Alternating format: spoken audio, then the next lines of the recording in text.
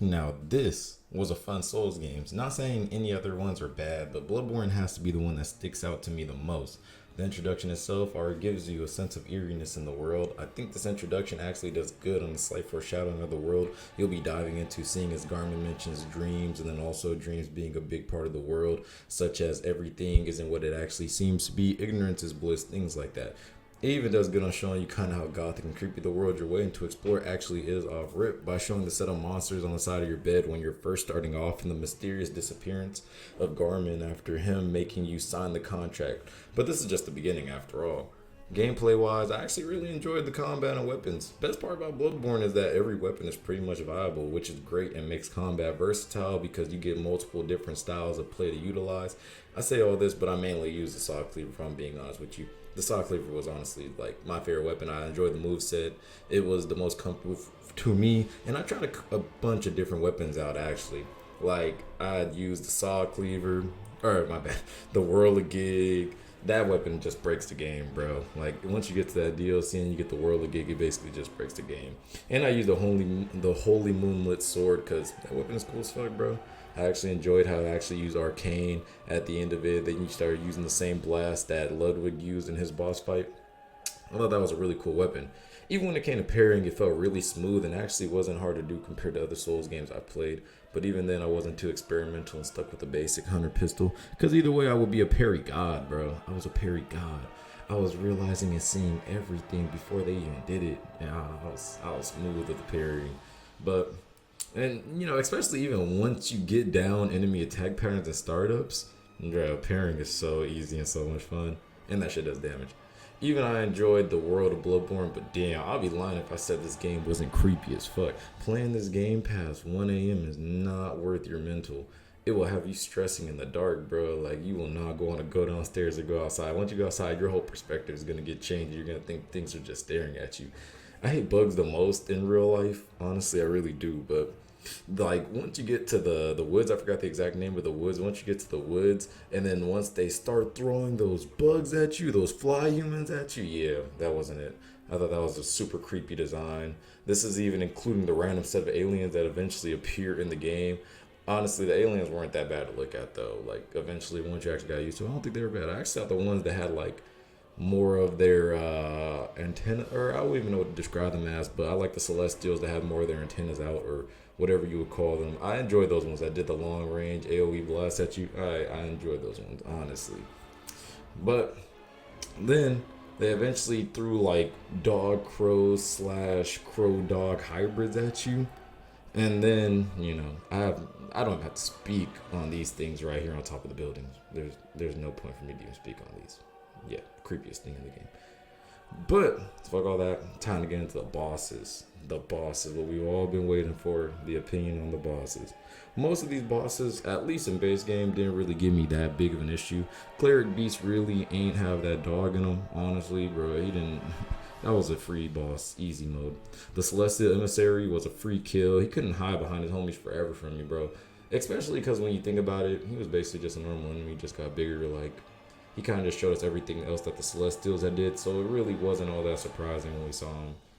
And I cheese the fuck out of the Bloodstar Beast, though. Like, I abused the Beast palettes, fire paper, and blood cocktails. Shout out to Fighting Cowboy with the guide, though. Hey, he put me on. That corner cheese is different. But I did actually beat him on a separate run also without cheese, and I do think the fight was actually pretty tough. Fuck the Daughter of the Cosmos, by the way. That's all I'm going to say. That's all I'm going to say. Father Gascoigne was actually a cool fight. I like the setting, and I enjoyed the hunter fights. Just, I feel bad for him because, like I said, I'm a parry god, so, any move that he did, he couldn't get past me. And plus, this was like my second run of Bloodborne before I previously played it, but I never got too far into the game before. But then this run, I actually decided to sit down and actually get into the game. I was just too lazy. So yeah, I already kind of knew his moveset and everything from back then too. But back then it did take me a lot of tries to beat him. So I will say that boss as a skill check is actually really good. Mikolash, bro, do not make fun of me off my pronouncing of these characters' names. I'm so sorry. But his boss fight was honestly a cool boss fight. I mainly liked his dialogue. But again, if he was a victim of a +8 saw cleaver and bolt paper combo, bro, he could do nothing. Especially if he was just running around. And the moaning part was kind of creepy when he would start moaning around in second phase. Like, bro, people in the house, I'm not putting my headphones on sometimes because I get lazy. Then we got the Dark Beast Pearl. Was a cool boss fight too. I like the design of the boss and electricity moveset, but again, he was a victim. Easy victim. But he was one of my more enjoyable bosses at the beginning of the game. I will say that. Like him, the One Reborn, or the One Reborn is after, I think, but the One Reborn actually wasn't that bad of a boss either. I actually kind of liked his design as a boss. I just wish he wasn't as gimmicky as a boss once you take out the bell ringers, but besides that, he wasn't bad also. Oh yeah, wait, but I forgot to mention Rom. I actually hate spiders. Honestly, in real life, spiders are one of my biggest pet peeves, but once I actually ended up defeating Rom, it was actually a pretty satisfying kill. Actually, like, probably one of my favorite kills just because I hate spiders. But I felt bad because he was actually pretty docile and he did nothing. Like, he wouldn't even fight you. It would be the spider underlings that'll fight you. But the thing that sucks about killing Rom is since he held all the inside of the game, yeah, after killing him, the real game begins.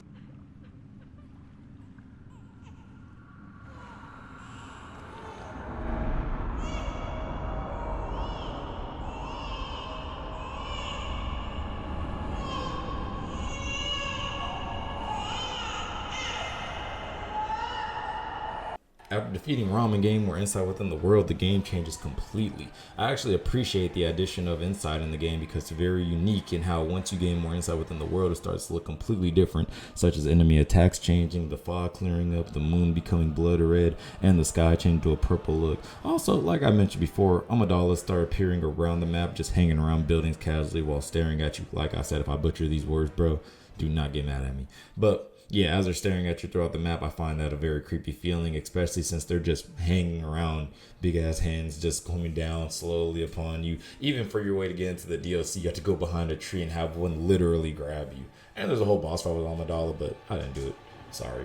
Yeah, I pretty much did all the bosses in the game besides that one boss fight. But at this point, I was pretty strong in the game after spamming this blood echo farming area I found. Shout out to the random dude on YouTube. So the bosses were more challenging, but again, they were all victims pretty much, except from the Garmin, the first hunter. Honestly, Garmin was a top 3 boss for me in the game. One of the more enjoyable boss fights. I enjoyed his design. I enjoyed the scenery around you when you pull up to a fight against him. It actually looks really nice and sets a meaningful battle to come. From his moveset to difficulty of the fight, the tragedy behind his character storyline, and how he's just trapped inside this dream realm by the moon's presence. Essentially, just him having to redo these cycles, I find really nice. Every single cutscene that he was in from the first ending and the refusal option, I enjoyed everything about this boss. Also, the moon presence had a cool introduction scene, but besides that, I feel like the fight lacked in difficulty. But I do enjoy the twist of the ending upon defeating him when you actually become a great one. But for the DLC, I think I actually had the most memorable and enjoyable bosses to me. Ludwig, for one, actually is going to be my number 1 favorite boss in the game. His introduction was good, and even throughout the game, I enjoy that he's viewed as a hero and one of the greatest heroes within the world.